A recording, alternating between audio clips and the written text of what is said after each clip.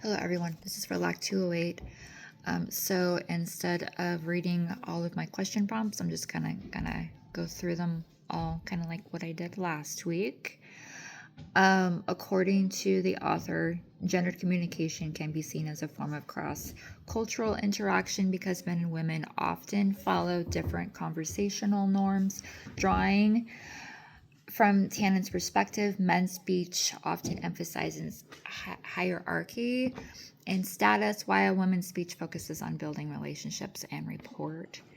I've observed this distinction in workplace meetings. Male colleagues often communicate directly, reporting progress or presenting solutions consciously, while females tend to include collaborative language, such as an appreciation or inclusive phrasing. For example, a male coworker might say the task is complete, when a female may say, I finished the task, thank you for your help. I relate more to the report style because I value creating connection and maintaining harmony in group settings. However, I've learned that both styles serve important processes. Tannen's theory aligns with my experience that context dictates which approach is more effective: relationship focus, language building, trust, while direct reporting enhances efficiency. And the second one explains that cultural shames, our learned expectations are how communication should occur, shape the way we interpret meaning.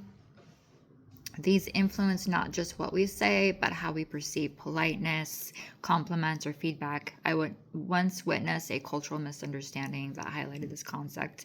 During the group project, I complimented a classmate on her excellent presentation, saying that was the best one today. She appeared uneasy and modestly replied, no, it wasn't that great.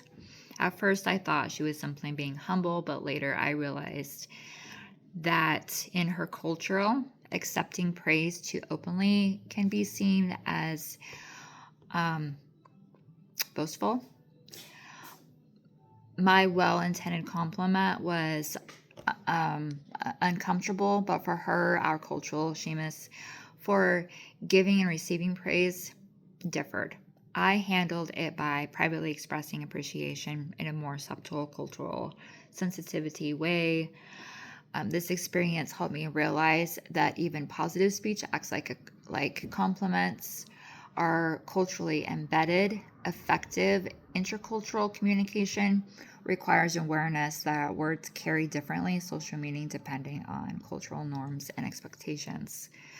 The third question, understanding how context and low context communication styles, as described by the author, can significantly improve intercultural interactions. High context communication relies on shared understanding, relationships, and nonverbal cues, whereas the low context communication values explicit and direct verbal messages.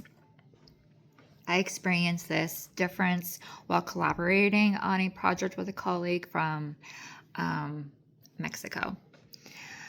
I approach communication in a low context way, expecting direct timelines and clear responses and contracts.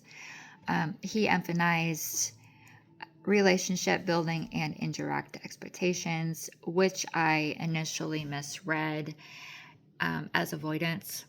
Over time, I realized he was establishing trust, a key aspect of high context communication. Once I adapted my style to include more relational conversation and patience, our collaboration became much more effective. This situation taught me that miscommunication often stems from differing expectations about how meaning is conveyed rather than what is said.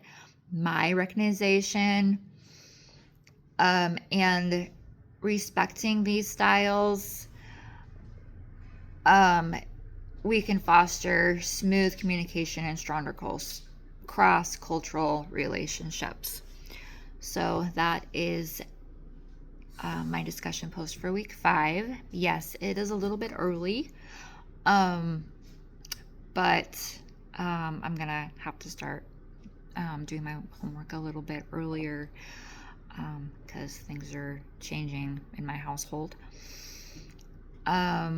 Get everything knocked out kind of before the deadline, because I'm going to be in grandma mode starting next Wednesday.